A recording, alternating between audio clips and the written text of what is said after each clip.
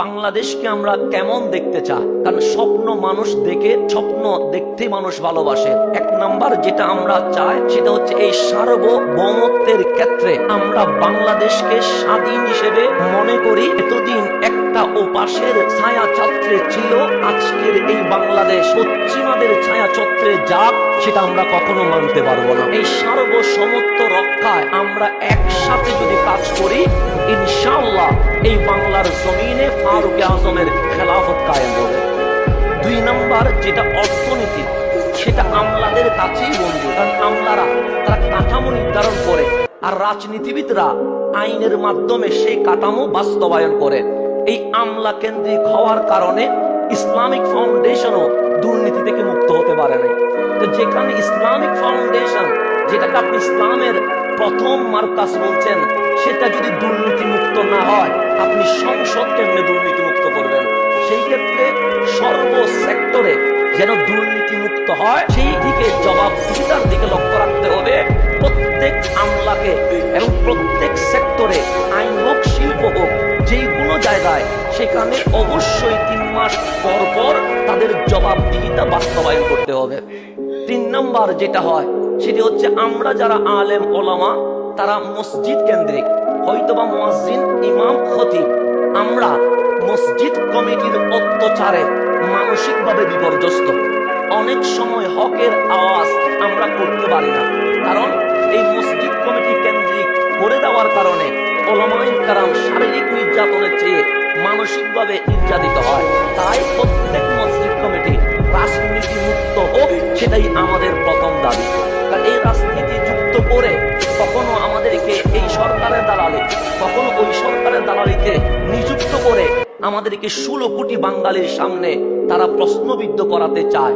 তাই মসজিদ কমিটি হোক আমাদের রাজনীতি মুক্ত, এবং ইমাম খতিবকে অবশ্যই হকের কথা বলার ক্ষেত্রে স্বাধীনতা দেওয়া হোক। কারণ মসজিদ কমিটির সভাপতি যদি সুদখোর হয়, সেখানে খতিব সুদের বিরুদ্ধে মাহফিল করতে পারে না। কেশিয়ার যদি হয় ঘুষখোর, সেখানে ঘুষের বিরুদ্ধে মাহফিল করতে পারে না। তাই আইন হবে খতিব, ইমাম, মুয়াজ্জিন নির্ভয়ে আল কোরআন এবং আস সুন্নাহর সঠিক কথা এই জমিনে বলতে পারবে। 4 নাম্বার যেটা আমাদের অবশ্যই এই আন্দোলন বৈষম্য মুক্ত করা। সেজন্য আজকের বাংলাদেশ বৈষম্যহীন বাংলাদেশ। সর্ব সেক্টরে বৈষম্যহীন ভাবে সবাই তাদের অধিকার বাস্তবায়ন হোক, এটাই আমাদের কাম্য। আর যেটা আমি সবচেয়ে বেশি চাইব, সেটা হচ্ছে ডিজিটাল নিরাপত্তা আইন, যেটা করার মধ্য দিয়ে স্বৈরাচাররা আমাদেরকে নয়, মিডিয়া কর্মীকে পর্যন্ত মুখে তালা বন্ধ করে দিয়েছে। সেই নিরাপত্তা আইন সেটা অবশ্যই বন্ধ করে দিতে হবে। আর যেটা আমরা চাইব, যদিও আমাদেরকে বলা হয়েছে এখানে প্রত্যেকটা আইন আমরা পাবো না, এই বাংলাদেশ 90% মুসলমানের দেশ। এই দেশ, এখানে সংখ্যালঘু যেটা বলা হচ্ছে, আমরা তাদেরকে সংখ্যালঘু হিসেবে বিবেচনা করি নাই, আমরা তাদেরকে বাঙালি হিসেবে বিবেচনা করেছি। সুতরাং 90% মুসলমানের দেশে যখন নাস্তিক্যবাদ আমার রসুলের শানে, আল কোরআনের অবমাননায়, আল্লাহর শানে বেয়াদবি করে, তখন এই দেশের 90% মুসলমানের বুকে আঘাত দেয়। এই সরকারের প্রতি আমাদের চাওয়া হচ্ছে, বাংলাদেশে আইন প্রণয়ন করে যারা ইসলামের বিরুদ্ধে, আল কোরআনের বিরুদ্ধে, আল্লাহর বিরুদ্ধে, দয়াল নবীর অবমাননায় কথা বলবে, তাদের বিরুদ্ধে ফাঁসির আইন কার্যকর করতে হবে। এটাই হচ্ছে আমাদের মূল দাবির মধ্যে অন্যতম দাবি।